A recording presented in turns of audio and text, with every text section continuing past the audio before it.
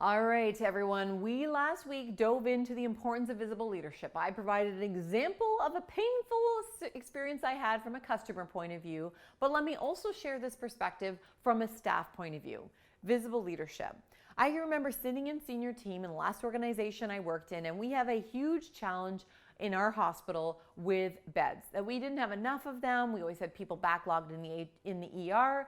And you know what? This is an issue around the country. In fact, probably across the world, where we have people waiting in stretchers and hallways in ERs. And it's really easy to get complacent with these things. We have an excuse. We don't have enough funding. We don't have enough people. We don't have enough rooms. If we had more money to have a whole new facility built, then the problem would go away.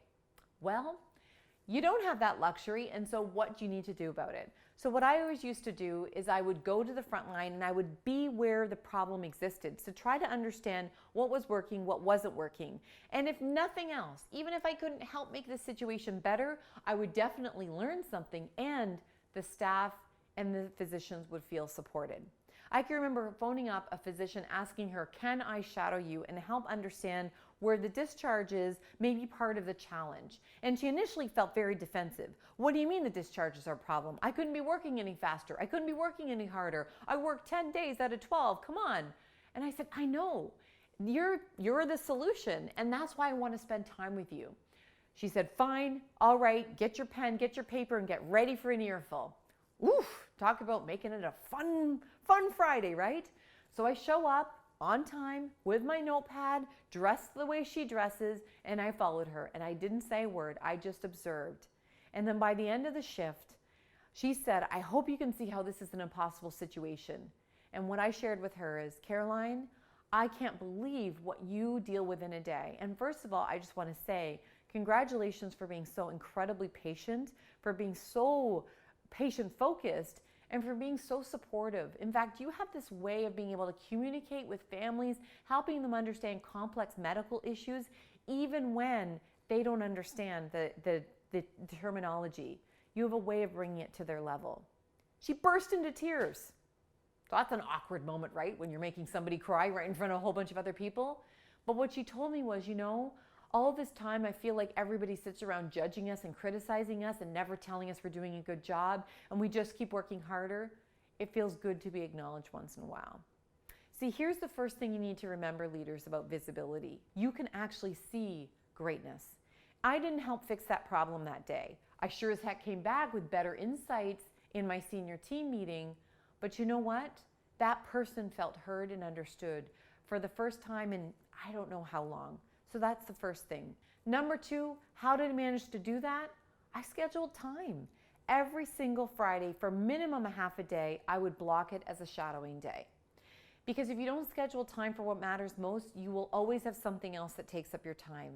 And being a visible leader and finding out the real story behind the issues we were dealing with, I felt was my most important job. That and supporting my staff, my most important job for the organization. Because if I didn't have a good idea and understanding about what was going on, how was I going to do a good job of leading this organization?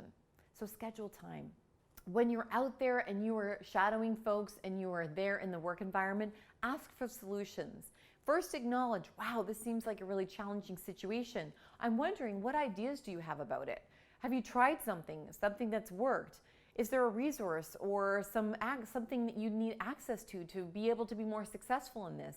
It's amazing how 90% of the time, people already have the strategies and the solutions, but it takes a different amount of energy and confidence to go into the boss's office and to say, hey, we need this. And usually by the time that happens, people are negative, frustrated with demands.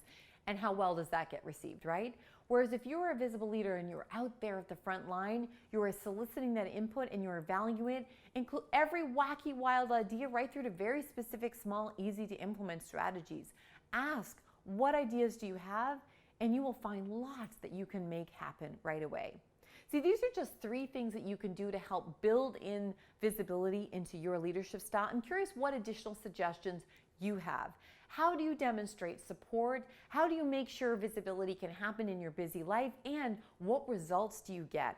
And what results do your staff and your peers get as a result of being a visible leader? What does it look like for you? Will you share it in the comment section below? And I can't wait to share some of your best ideas in a future vlog so that together we can go out, recognize and support our staff who add all the value to our customers and the people that we serve. My name's Sarah McVanel, helping you to be your greatness magnified every week. If you have not joined as a member of this YouTube channel, I would love it if you subscribe so you never miss a single week of greatness.